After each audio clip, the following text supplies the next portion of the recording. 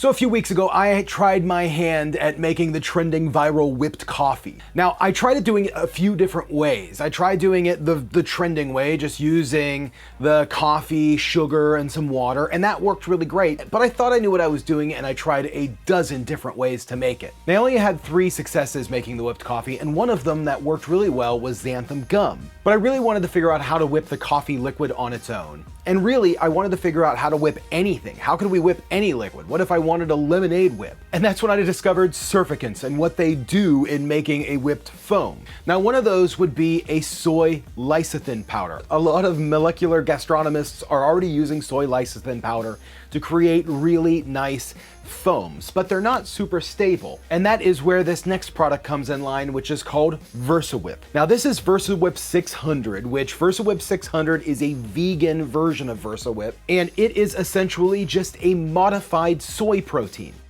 Now, I wanted to find out exactly what that meant, and I did a little bit of research, but I found that essentially it is just a soy protein isolate that's treated with an enzyme to closer mimic the protein that is found in egg whites, which ends up creating a very stable foam using this added to any liquid. So that's what I want to do today. I want to whip everything. I want to see if we can whip a soda. I want to see if we can whip an acidic drink. I want to see if hot or cold matters. And then I've also read a lot that fats really destabilize the foam, so it's hard to whip like an oil or a cream or milk. So I want to try to whip some oat milk, which is a low-fat product, and see if that will completely destabilize this and see if we can get around it. So let's try this out. Forget whipping coffee. Let's see if the soy protein isolate of VersaWhip will whip anything. So for all of these, I'm gonna do a 1.5% of the VersaWhip with a 0.15%, so 15th of a percent of xanthan gum. We're not gonna use a whole lot of xanthan gum.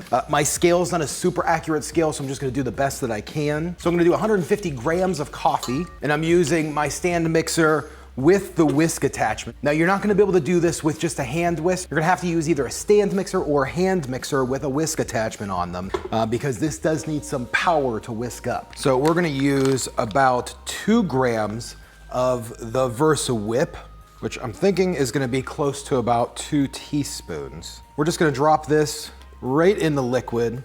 So for this, if it's 1.5 teaspoons, we're gonna do about 1/4 teaspoon of the xanthan gum. Now, what I'm gonna do is just lock this guy down here. We're gonna throw this on about a 2 speed for about 3 minutes and then up it in the end until we get about a medium stiff peak. Now, almost immediately, we're starting to see this kind of foam up. It's getting very bubbly, sudsy almost. Now, this only took a few minutes to change from a coffee into a pretty stable looking foam. Now, I don't know if it's Dalgona foam. You know, it's not as stable as that, but it is a foam. And there's no real taste to it. This just tastes like coffee. Wow. Wow. So the one nice thing that I've read, it's not gonna break down by being over whipped like a lot of other foams. So I'm gonna add just some agave here, just to give this a little bit of sweetness, because right now this is just a pretty bitter coffee foam. I'm gonna see if I can whip this up into a thicker, richer, sweeter foam here really quick. I mean, this is just, it's amazing. It's really amazing. It's better. That tastes just like the Dalgona coffee, but not as crazy as caffeinated as the ones that you were seeing online. So doing the 150 grams of coffee made a ton of foam. We're actually gonna do less Sprite. I don't want that much this time. So let's just make it an even number, make it easy. 100 grams of the Sprite. I'm really excited to see this one because I do wanna test this really just to see if the carbonation's gonna mess with it at all. Sprite's a little acidic, so we're gonna try. I'm thinking this is just gonna be the 100 grams with 1 teaspoon, I'm thinking is all we're gonna need. Add our xanthan gum. Let's make a Sprite whip. Now the Sprite whip almost immediately kind of gelled. So it's starting to bubble up. After just about a minute, I'm gonna kick this up. Smells very Spritey in here. I mean, this stuff is incredible. It whips the coffee, no problem. It's whipping this Sprite just like it would be like an egg meringue. I mean, it's really wild. And the possibilities of what you could do with this are endless because I believe that it's heat stable. So you could take this 7-Up meringue and torch it if you want to. I mean, that's a Sprite foam. I'm gonna do a little bit of the Dalgona here. Throw some Sprite on top of it. There's your Sprite. I mean, forget Dalgona. This would be a cool way to do like a mixed drink. A little bit of ginger with some beam, ginger foam with some beam. Okay, so the coffee and soda work. I was gonna try it with a lemonade, but really I think that the acidity of like the Sprite or something like that it's not as much as a lemonade, but I have a feeling it's gonna work. Just from what I'm gathering, it's gonna work with just about any juice or soft drink as long as there's not any fat in it. I have some oat milk here. This is an oat milk that I made. I just bought this oat milk. This is 1 gram of fat in here. I'm gonna test this to see if it will whip up, but we're gonna move on to test if it's heat stable. Will it whip up a very hot drink? I'm gonna try to whip a green tea. So we have our 100 grams of hot green tea. Add in my Versa Whip, xanthan gum, throw it on low speed and see what happens. Now it seems like this one's taken just a bit longer to kind of foam up, but it seems like it's still happening. It's going right in, it's going perfect. Just because I have a feeling the way this green tea is gonna come together, I'm gonna add just a bit of sweetener to this. I'll tell you, I don't know if the sugars changed the stability of it, but it does seem like when I added the sweetener to the coffee and the sweetener to this here, it really started to kind of tighten up that foam. I mean, it's just so incredible. It's wild how a lot of these foams come out white. That's a green tea foam. Now I'm just gonna take this green tea foam, just throw it right on top of my green tea here. And this one was Monica's favorite. You wanna try it, baby? Mm-hmm. Did you get it? Mm-hmm. That's really cool, the mix of the hot and the cold. Isn't that neat? Mm-hmm. It tastes really good.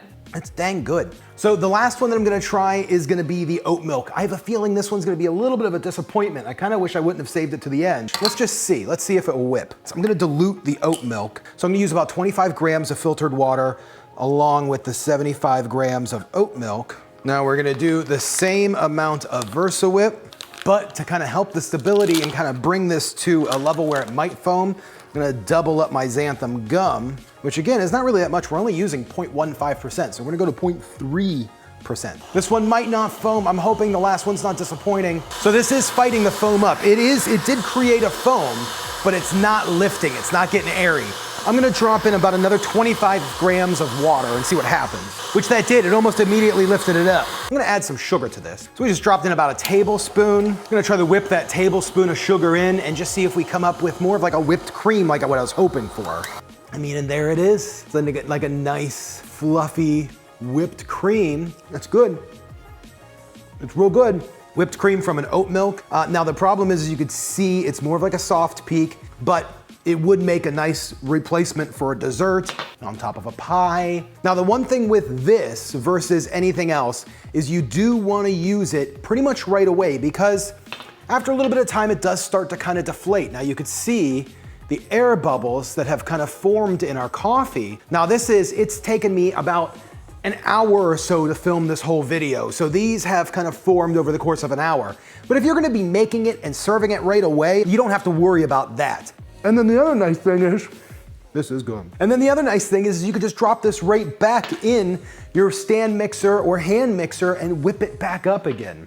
So we got all of them. The Sprite is probably one of my favorites. I mean, and then the green tea, if you're just looking for like more of like a traditional-esque type of thing, that is good. Now I know a lot of you watched and a lot of you really liked that Dogana coffee video, so here's the follow-up. This is the next version of the series.